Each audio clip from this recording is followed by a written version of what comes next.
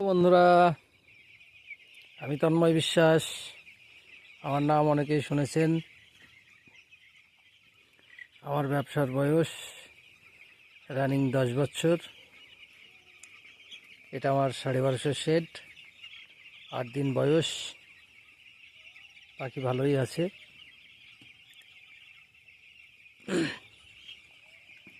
আর আমি যেটা প্রত্যেক দিন যে ভিডিওটা ছাড়ি সেটা 21 দিনের। সেটার বডি ওয়েট 1100 প্লাস। আপনারা যেটা দেখেন সেটাও দেখাবো। আমার দুটো শেড, পাখিটা ভালোই আছে। এখন শীতে মেন পাখির সমস্যা হচ্ছে পাখি এক জায়গায় জড়ো হওয়া। আমারও যেমন হচ্ছে। আজকে এই বোর্ডিংটা খুলে জায়গাটা একটু বাড়ানো হয়েছে। আস্তে আস্তে আস্তে আস্তে জায়গাটা বাড়তে থাকবে। তো এখন শীতে প্রবলেম হচ্ছে ঠান্ডায় অ্যাসাইটিস, ইকোলাই এগুলো হওয়ার সম্ভাবনা থাকে। তার বিভিন্ন রকম মেডিসিন আছে, সেগুলো ব্যবহার করতে হয়। তবে পাখিকে যত পরিমাণে জল খাওয়ানো যাবে ততই পাখির উপকার। আরও কথা বলবো, চলুন আমার ওই হাজারের শেডটা দেখাই। এই যে দেখতে পাচ্ছেন আমার হাজারের শেডটি।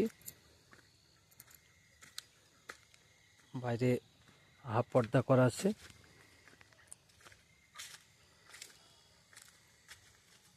এখন শীতের সমস্যা হচ্ছে অ্যাসাইটিস, ইকোলাই এইগুলো। তো এর সমস্যার সমাধান অবশ্যই অনেকের জানা আছে। আমি নিজেও অনেক সময় তৈরি করি। ঠান্ডার সময় যেমন পাখি খিসখিস করে, সেসবগুলো নিজে আয়ুর্বেদিক পদ্ধতিতে আমি তার ট্রিটমেন্ট চালাই। মোটামুটি আমার পাখি ভালোই আছে।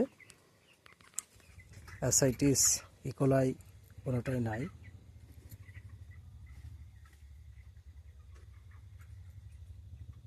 দেখবেন অনেক সময় পাখির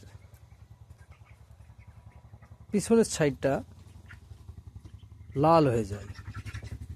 ওটা হচ্ছে যেটা বাংলায় বলে জল হয়েছে পাখির। তো এইগুলো অনেক রকম কারণেই হয়। ইকোলাইটা মেন সমস্যা হচ্ছে লিটারটা যদি ভালো থাকে, ঘরে যদি কোনো গ্যাস গন্ধ না হয়, তবে ইকোলাইটা কম হয়। তো আশা করছি এই চালানে আমার ইকোলাই বা অ্যাসাইটিস কোনোটাই নেই।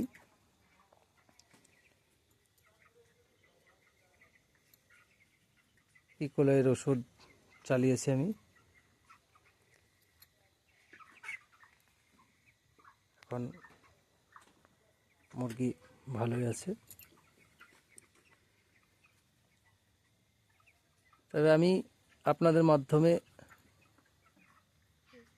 এই আশা চ্যানেলে আমার নতুন, আমার সঙ্গে কোনো কিছু জানার থাকলে আপনারা আমার চ্যানেলটি সাবস্ক্রাইব করে রাখবেন। কোনো কিছু জানার থাকলে কমেন্ট করবেন, আমার চ্যানেলটি শেয়ার করবেন, লাইক করবেন। ধন্যবাদ। ভালো থাকবেন সবাই। ধন্যবাদ।